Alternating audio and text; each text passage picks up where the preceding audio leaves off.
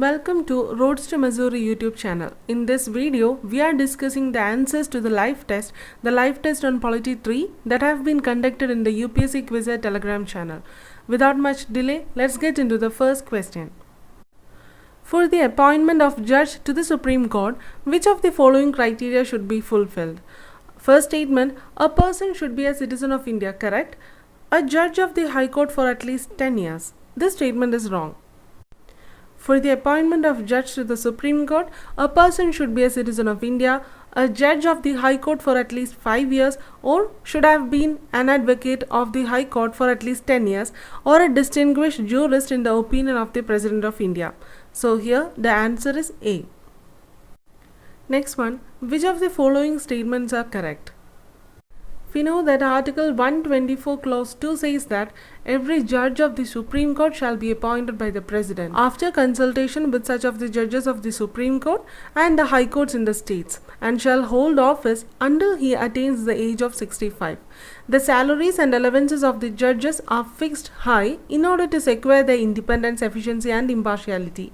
Besides salary, every judge is entitled to a rent-free official accommodation.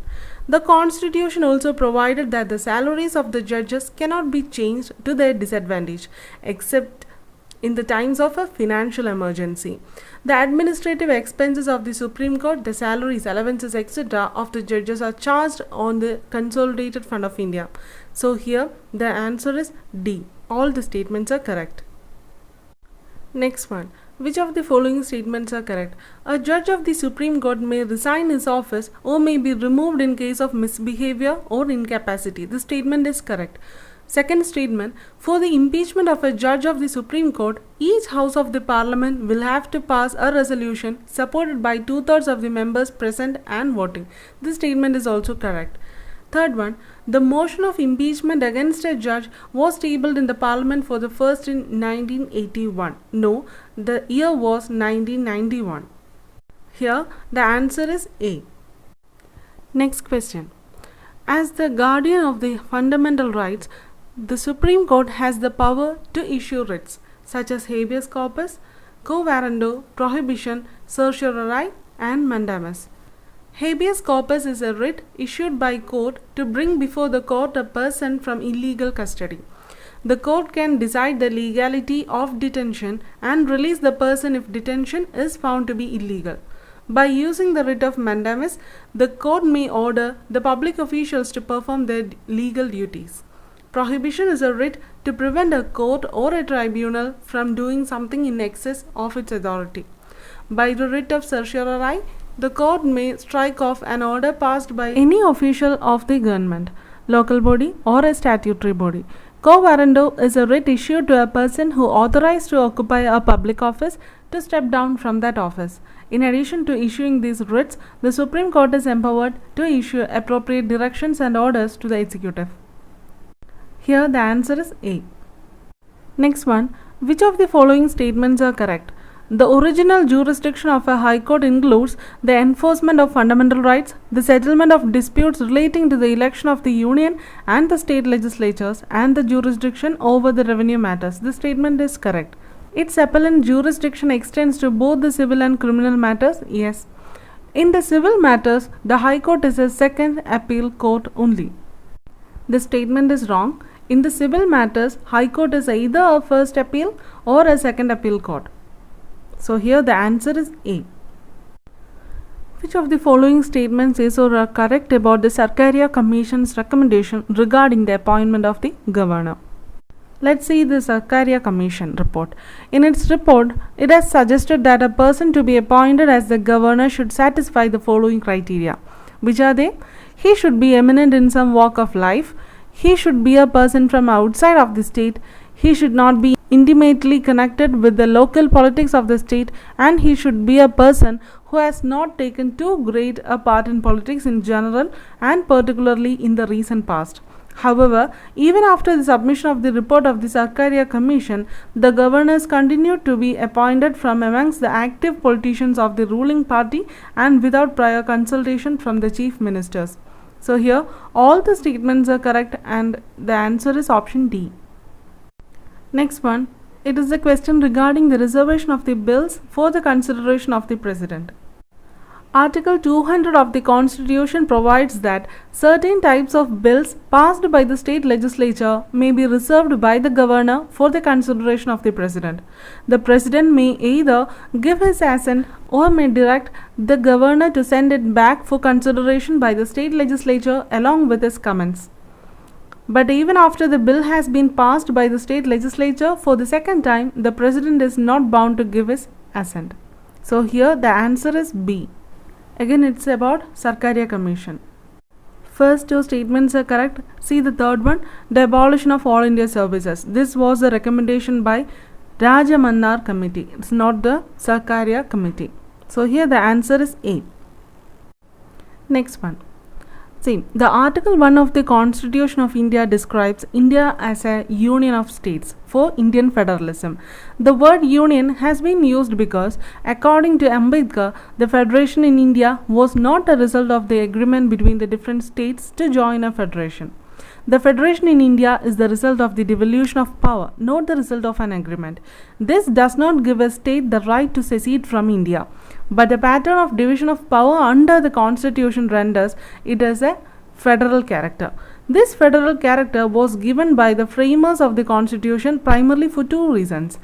First one, a federal state is more effective than a unitary one, which when the size of its territory is as large as India.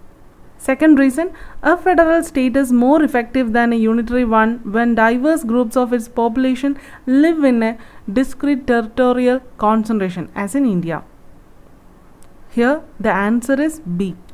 Next question is about the correct statements regarding the financial powers of the union and the states. Like the legislative and the executive powers, the financial powers are divided between the union and the states in such a detailed and complicated way that most commentators on the Indian federal system have chosen to use the phrase financial relations rather than division of financial power. This is mainly due to two reasons. Politically speaking, the revenues of the union are far greater than the revenues of the states, making the states dependent on the federal subsidies. Constitutionally, on the other hand, the Indian Constitution makes a distinction between the power to levy taxes and the power to appropriate them. There is no concurrent jurisdiction in the matter of taxation. Taxes on the residual subjects are exclusively under the union's jurisdiction. At the same time, the properties of the union and the purchase and storage of water and electricity by the union are free from taxation of a state.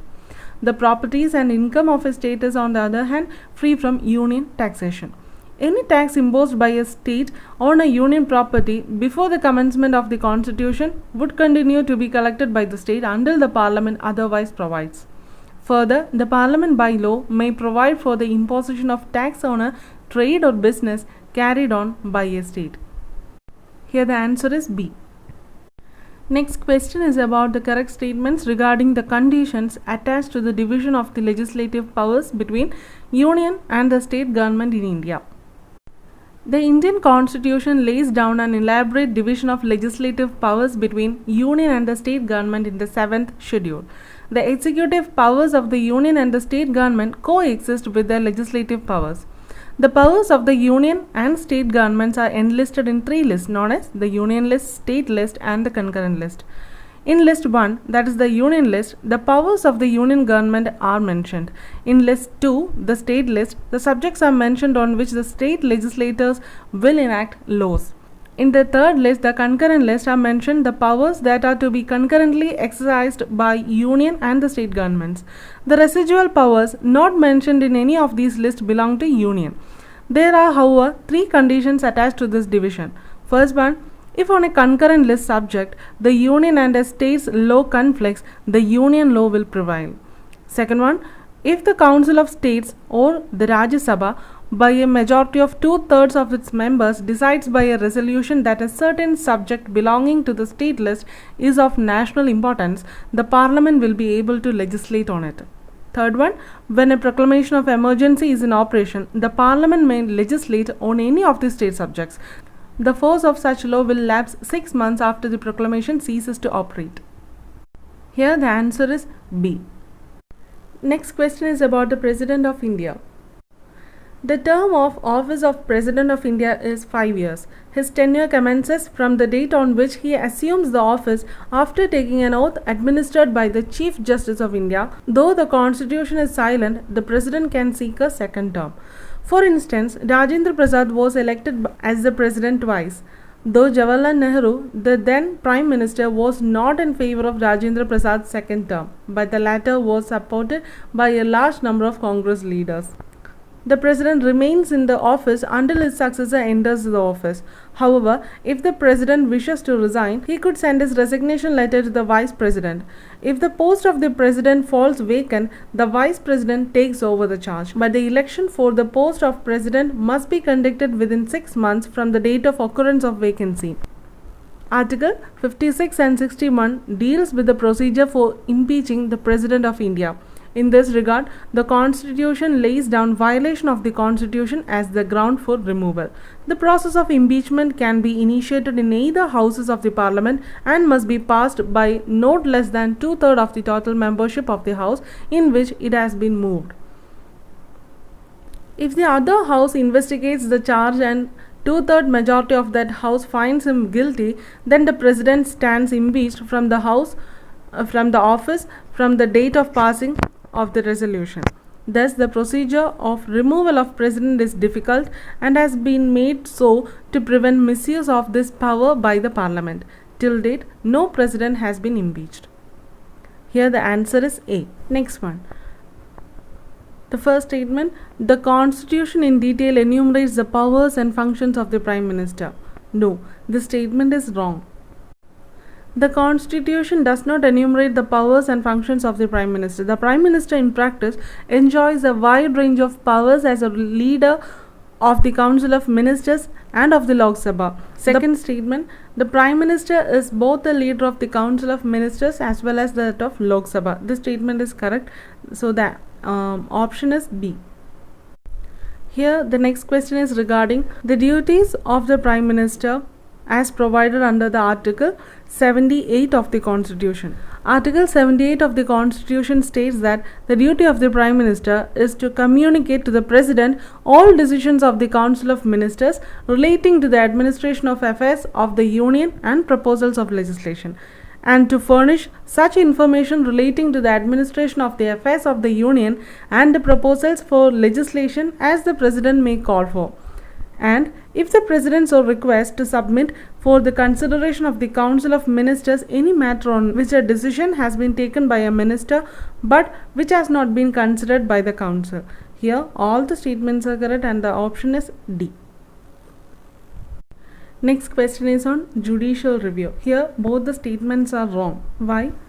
The phrase judicial review is not explicitly provided in the Constitution. However, the judiciary draws the power of judicial review from various provisions of the Constitution, like Articles 13, 32, 131, etc. The constitutional amendments are also subject to judicial review. The Supreme Court overturned the 99th Constitutional Amendment Act 2014, which provided for the National Judicial Appointments Commission. Here the answer is D. Next question is about Right to Information Act. See the first statement. Public authorities under the Act do not include any NGOs. The statement is wrong. Public authorities under the Act do include NGOs.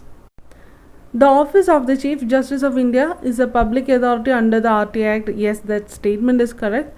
Third one, it is the duty of the public authority to maintain all its records in a manner that facilitates the access to information. This statement is also correct.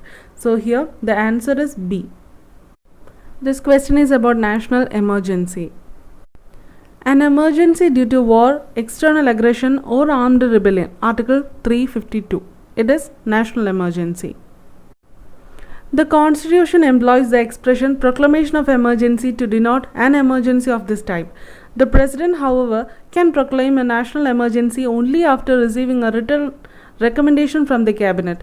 This means the emergency can be declared only on the concurrence of the Cabinet and not merely on the advice of Prime Minister.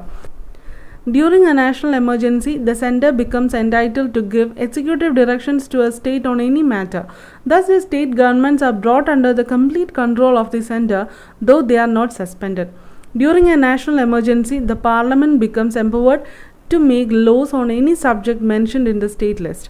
The laws made by the Parliament on the state subjects during a national emergency become inoperative 6 months after the emergency has ceased to operate. Here the answer is A. Next question is about the center-state legislative relations.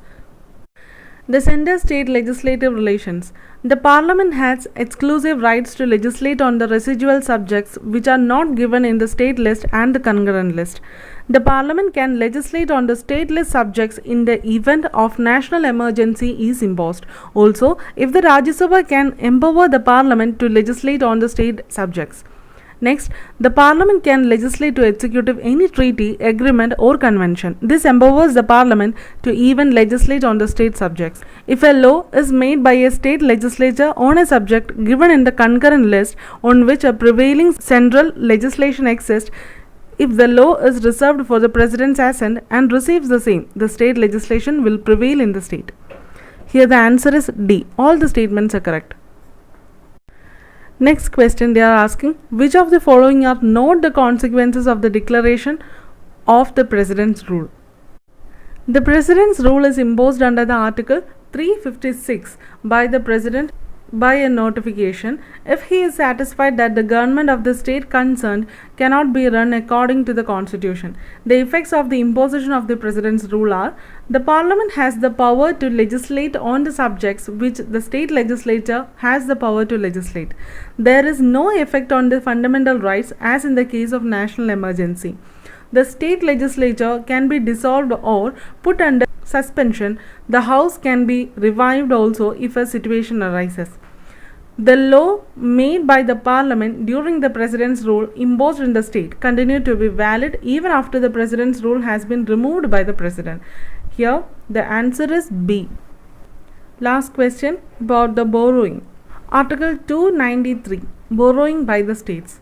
Subject to the provisions of this article, the executive power of a state extends to borrowing within the territory of India upon the security of consolidated fund of the state within such limits, if any, as may from time to time be fixed by the legislature of such state by law, and to the giving of the guarantees within such limits, if any, may be so fixed. A state may not, without the consent of the Government of India, raise any loan if there is still outstanding any part of the loan which has been made by the state by the Government of India, or in respect of which a guarantee has been given by the Government of India or by its predecessor government. The states cannot borrow from both external sources. Here the answer is A. If you have any doubts or clarifications regarding the questions discussed here, please comment down. This Friday in the UPSC Quizzer Telegram channel at 5 p.m. there will be the live test on 4th set of polity questions. Join with us. Thank you so much.